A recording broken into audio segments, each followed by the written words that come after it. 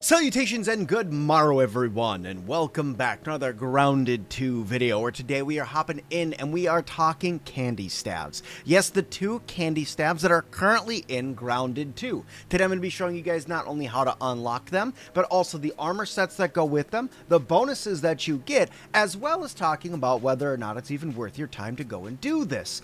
And I'll even talk about the location of the hidden scorching staff, but we'll get to that later on. Now before we go any further, I do want to take a quick pause and say that this is not all the candy staves that I believe that are going to come to Grounded 2. We have Sour 2.0 that is not currently implemented into the game at making this video, but if and when that comes to the game, I'm very excited to see if they're going to bring back the Sour Staff, because to me, the Sour Staff was one of the best weapons in the game. I really enjoyed the Sour Orb that it shot out in Grounded 1. But with that aside, let's hop in and let's talk about how to unlock both of the staves. So to unlock them both, you will need to do something very simple, and that is for you to go through and research candy pieces. Each of them are going to require their own candy pieces in order to unlock. You're going to need spicy shards in order to unlock the scorching orb, and you're going to need mint shards in order to unlock the glacial sting. Now, each of these are fairly straightforward to make, but I will say you're going to need some tier 2 tools in order to make either of them. One, you will need a tier 2 tool in order to bust up any candy pieces without Brook Hollow Park, so you're going to need a tier 2 hammer to get your spicy shards or your mint shards. But if you're going to make the glacial sting, you are also going to need a tier 2 axe, because your tier 2 axe is needed in order to harvest pine needles. With that aside, I do believe still that the Scorching Orb is going to be the easier staff for you to make right off the bat. That Scorching Orb reason is that you have Bombardier parts that go into it, where the Glacial Sting needs a Northern Scorpion Stinger in order to unlock it. So I do believe that this one's going to be a little bit easier than the Glacial Sting, so let's start off with the Fire Mage build. Now, the Scorching Orb.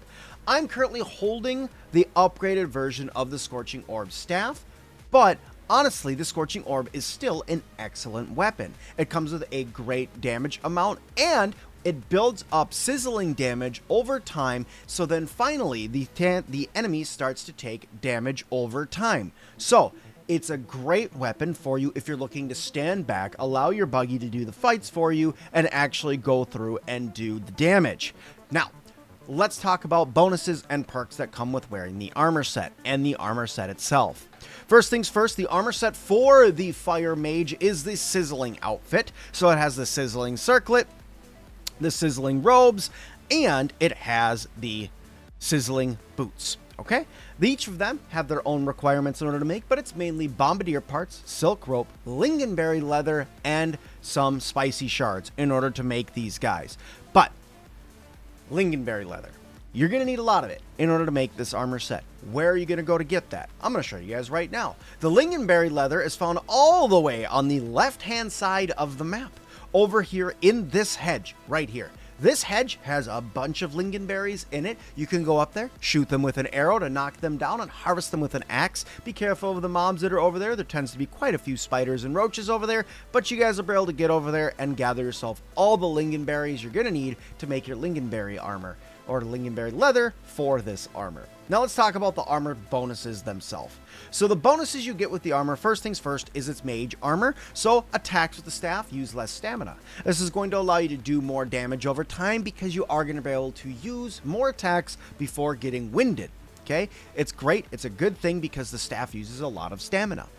It's also going to come with sizzle reduction. Each set is going to lower the rate that sizzle roasts you, which is good because that means you're going to take less damage if you're standing in your own pile of sizzle goo you're sending out.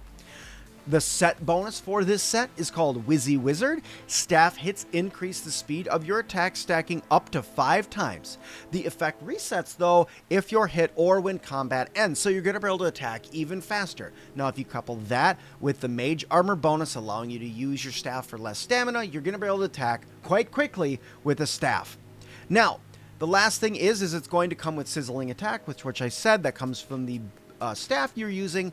And if you guys find the hidden staff, which I'll tell you guys right now is all the way over here in the fire pit, all the way on the bottom underneath these logs, you got to break some coals to get it. But if you guys get that it's finally going to come with this Finale Warmth, which the final hit in a 3-hit combo reduces chill buildup. It's not a huge bonus, but it is nice, and it also does come with the fact that it does a little bit more critical than the standard Sizzling Orb. Ice Mage set, also known as the Butterfly Robes or Butterfly set. This set is going to require a couple of different items for you to craft it.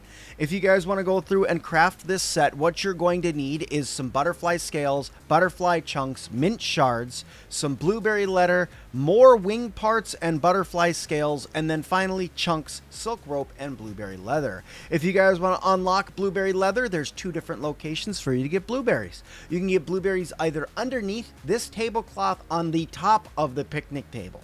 Not underneath the picnic table, on top of the picnic table, underneath that tablecloth, or all the way down here on this section of the map, right next to this leaf here. There's actually a bunch of blueberry bushes over here where you can use arrows to shoot down blueberries and get yourself over 100 blueberry chunks after harvesting all the blueberries that have grown up there. But with that set aside, let's talk about the perks a little bit. So talking about the perks that come with this armor set, first things first, the weapon itself is going to do chill attacks. Also chilling attack, known as chilling attacks. It's an attack that slowly freezes your enemy. Like if you've seen anybody play with the icicles, it's slowly going to turn the enemy blue and then freeze them, right? They are going to end up getting frozen solid, and it'll allow you to either reset and heal or do bonus damage by shattering the enemy and doing some huge damage to them that way. Now, other things that come with the armor is going to be, it's a standard mage armor set, right? Attacks with the staff use less stamina. Now, where this differs from the fire mage armor is, 1, you don't have resistance to chill in this armor, okay? 2, each of the different pieces in the armor do not do the same thing. So only the boots and the chest plate are going to give you Frosty Focus. Now, Frosty Focus is fresh damage is increased, while the Parrier Barrier is active. Now, what is the Parrier Barrier? Well, when you wear the circlet, you get something called the Parrier Barrier. So perfect blocks add a barrier that reduces damage stacks up to 3 times and is removed if you're hit or once you leave combat. Now, this is awesome, but you have to be able to perfect block with this weapon, and seeing how a mage set has less armor rating than a standard armor set like a fighter armor set, you're going to want to make sure you're standing back a little bit more. So is this really going to be that powerful? It really can be if you can get in there and get a perfect block in, because once that Parrier Barrier is active, you get to do more damage. And finally, you have Chilly Dodge as your armor set bonus. Now, Chilly Dodge, its staff finishers hits give your body the power for a short time. So you have to do a 3-hit combo, and then you're going to get the power activated on you. Then when you do a dodge attack, the blast, you're going to blast your foes with a gust of chilling wind when you dodge. What that means is, you know the attack that the butterflies do, where they do the big wind gust. That's what's going to happen when you do your dodge. It's going to be something very similar to that. So it's going to just add up even more damage over time. This is really more of a defensive armor set than the fire mage set, where that one's all about damage over time, doing explosions and doing AoEs, where this one's more taking more of a defensive stance, backing off when you need to back off, and dealing a lot of damage from a distance. So each set has their own perks. But in my opinion, I think that the Fire Mage set is a little bit better at this point. Now, this is before you start going through and mixing in things like trinkets and also going through and adding mutations to the blend. This is strictly just looking at armor sets and their weapons themselves. All right, with that aside, I think it's time that we go through and have a little...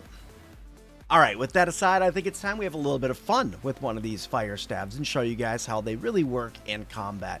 Now, going through and actually doing combat with these guys is pretty great because the attacks are homing attacks. They tend to kind of zoom in and auto-aim onto the creatures you're fighting. So I'm going to try to fight this Orb Weaver over here and see if I can do some decent damage against him. You can see what I mean by it has kind of a homing attack. And it's already starting to turn red. So you can see when it starts turning red, this is when the damage over time starts. And you see it's just starting to take burning damage. And it's going to continue to take burning damage as it's trying to attack you. And you could sit here and just keep raining attacks and slowly backing off. You could get in there and be a little bit more aggressive if you have a buggy with you. I happen to not have one with me right now, but as you can see, I had no problem taking out this Orb Weaver. It was super simple, and really, the stabs are quite powerful. So I hope you guys go out there and give them a try. But guys, that's going to do it for this one. I hope you guys liked this video. If you did, hit that like button. Don't forget to subscribe and leave me a comment down below of any other guides you want to see. And as always, I'll see all of you guys in the next one.